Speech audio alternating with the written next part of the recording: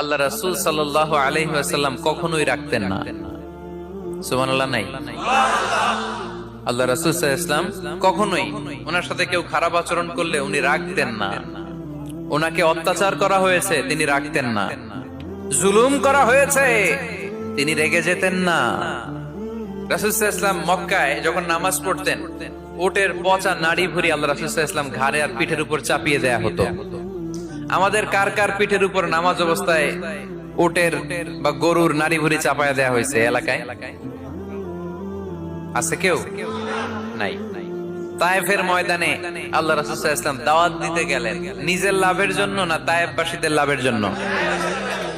খেয়ে না খেয়ে দিন প্রচারের কাজে নিজেকে দিয়েছ বিলিয়ে, তায়েফের কাফিরেরা চিনলো না সে আলো, দুষ্ট ছেলেদের পিছু দিল লেলিয়ে, পাথরের আঘাতে ক্ষত বিক্ষত হয়ে সারা শরীর থেকে রক্ত ঝরে।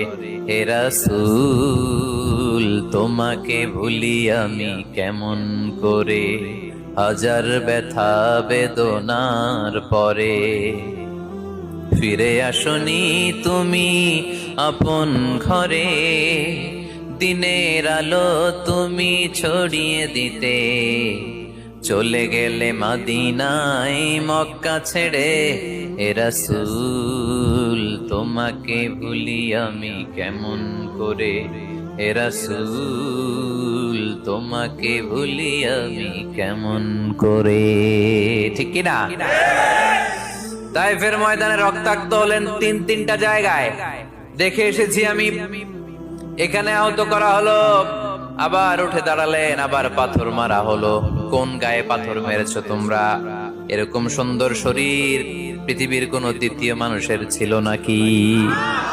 এত সুশ্রী মানুষ, শুভ্র মানুষ, পরিচ্ছন্ন মানুষ দুনিয়াতে দ্বিতীয়টা ছিল না। এত নুরানি চেহারার মানুষ পৃথিবীতে দ্বিতীয়টা নাই।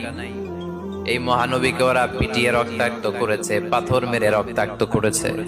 3 বার গেছি ওদের লাভের জন্য, ওরা আমারে মারলো। আহা, তারপরও রাসূল সাল্লাল্লাহু আলাইহি ওয়াসাল্লাম কি রেগে গিয়েছেন? কারণ রেগে গেলেন তো হেরে গেলেন। কোনোভাবে রাসূল সাল্লাল্লাহু আলাইহি ওয়াসাল্লাম রাখতেন না। নিজের উপর অত্যাচার আসলে রাসূল সাল্লাল্লাহু আলাইহি ওয়াসাল্লাম রাগেন নাই। আনাস রাদিয়াল্লাহু তাআলা আনহু আল্লাহ রাসূলের খাদেম ছিল। উনি বললেন, কুনতু আমশি মা রাসূলিল্লাহ, আমি একবার রাসূল সাল্লাল্লাহু আলাইহি ওয়াসাল্লামের সাথে কোথাও যাচ্ছিলাম। ওয়া আলাইহি বুরদুন নাজরানি, তখন রাসূল সাল্লাল্লাহু আলাইহি ওয়াসাল্লামের গায়ে ছিল নাজরান থেকে আনা একটা চাদর। আপনারা চাদর পরেন না?